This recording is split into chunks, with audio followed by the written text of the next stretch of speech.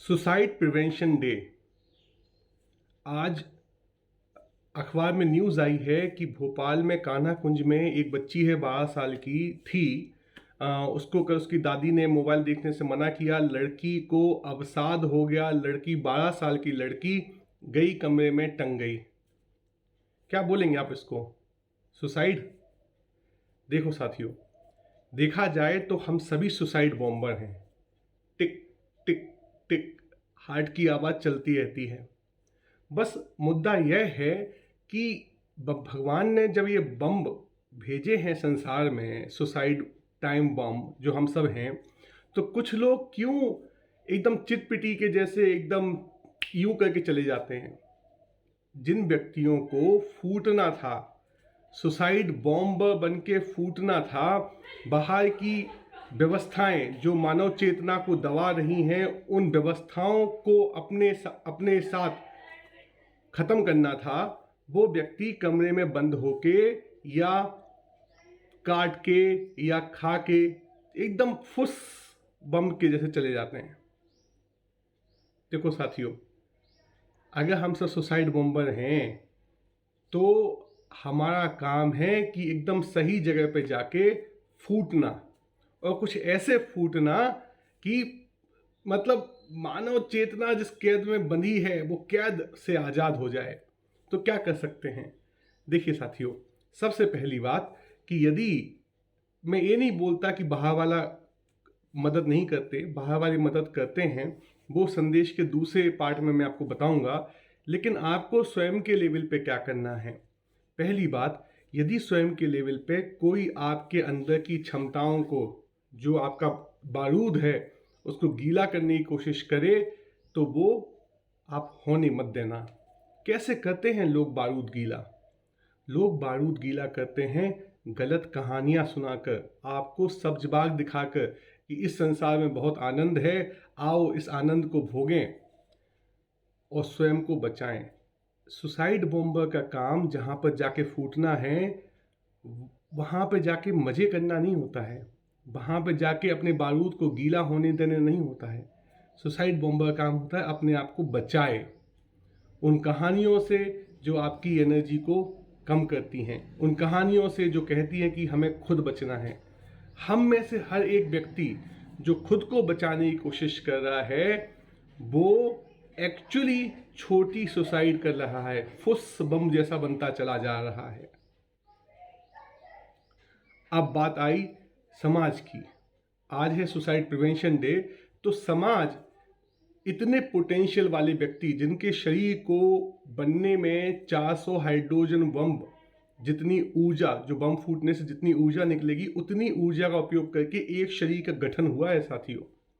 तो इतनी ऊर्जावान पोटेंशियल व्यक्ति को फुस बनने से रोकने के लिए संसार को क्या करना चाहिए वो समझते हैं। हमें नेचर से सीखना चाहिए। नेचर से क्यों सीखना चाहिए? देखिए साथियों, नेचर कितना मौन रहता है। नेचर कितना मौन रह के आपको बोलता है कि आप अपनी कहानियां स्वयं बनाएं। वो आपको अपनी कहानियां बोल बोल के नहीं सुनाता।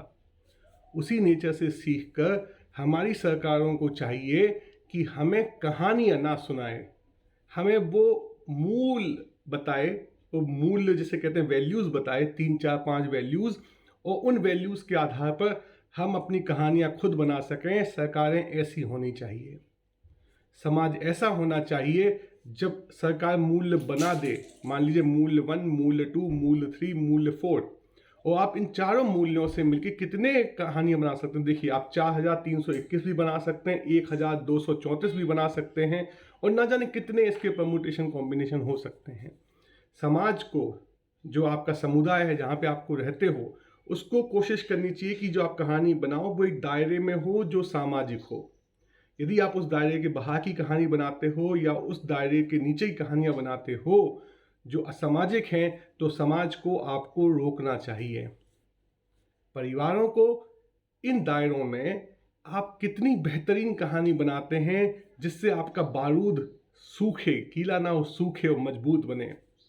और जब वो बारूद नेचर की मौन स्वीकृति के बाद, सरकार की वैल्यूज़ देने के बाद, समाज की रेंज देने के बाद परिवार में अच्छी कहानियाँ सुनने के बाद जब वो बारूद पकता है ना साथियों, सूखता है, और जो चिंगारी इंसान के दिल में होती है, वो व्यक्ति फिर कहानियाँ नहीं बनाता, वो सिर्फ एक्शन करता है। कहानियाँ तब तक बनानी पड़ती हैं जब तक हमें अपने लक्ष्य का निर्धारण नहीं होता है। जिस व्यक्ति को लक्ष्य का निर्धारण हो जाता है, वो जाता है बिल्कुल सही जगह पे जहाँ उसको पहुँचना है, चाहे वो समाज का एक गलत आर्थिक सिस्टम हो, या समाज की कोई कुरीति हो, या परिवारों में कोई विषमता हो, समाज में कोई इनइक्वालिटी हो, कहीं पे गरीबी हो, कहीं पे लोग वंचित हो रहे हो अपने हक से, कहीं पे नेचर को संभालना हो। ऐसी जगह पे जाकर वो व्यक्ति अपनी धारणाओं से चीज़ों को ऐसे फूटता है, अपने अंदर की नॉलेज, अपने अंदर के दर्शन, अपने अंदर के चरित्र को ऐसे निखारता है कि विस्फोट हो जाता है, और वो है सही सुसाइड। एक बंद कमरों में फुस बम जैसे मर जाएंगे तो क्या मतलब है। तो साथियों, सुसाइड प्रिवेंशन डे पर मैं कहना चाहूँगा, प्रिवेंट करो। प्रिवेंट क्या करो? गलत कहानियाँ बनाना, लोगों को सब्ज बाग दिखाना कि आनंद इन छोटे छोटे सुखों में हो। आनंद तो लंबा होना चाहिए, आनंद तो ऐसा होना चाहिए कि जब आप बुलाएं तब आ जाए। जितना लंबा आप उसको रखना चाहें उतना लंबा हो। आपको वरदान के जैसे मिलना चाहिए आनंद।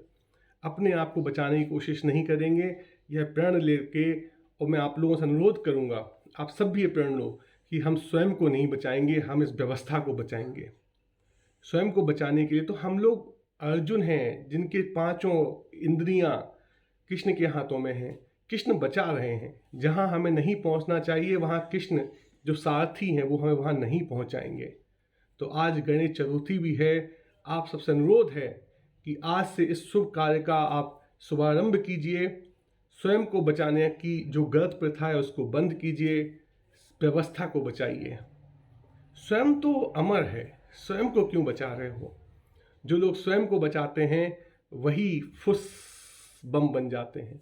जब उनको लगता है कि उनका शरीर ही बस छोटा सा, उनका अस्तित्व उनके शरीर में सीमित हो जाता है, उनको लगता है कि शरीर को ख़त्म कर देने से हमारी टेंशन ख़त्म हो जाएगी, ऐसे सुसाइड बॉम्बर को भगवान मुक्ति नहीं देते। ऐसे सुसाइड बॉम्बर को भगवान बार बार भेजते हैं कि भैया तुम फेल हो गए, फिर से जाओ। तो आप सबसे अनुरोध है, स्वयं को बचाना छोड़ेंगे, व्यवस्था को बचाएंगे, और ऐसे फूटेंगे अपने ज्ञान से, अपने दर्शन से, अपनी चेतना पुंज से कि पूरी धरती प्रकाशित हो जाए, और जो मानव चेतना जिस जेल में, अज्ञान के जेल में बंधी है, वहाँ से मुक्त होकर अपने आकाश में, विहंगम आकाश में विचरण करे। या तुझको अर्पण।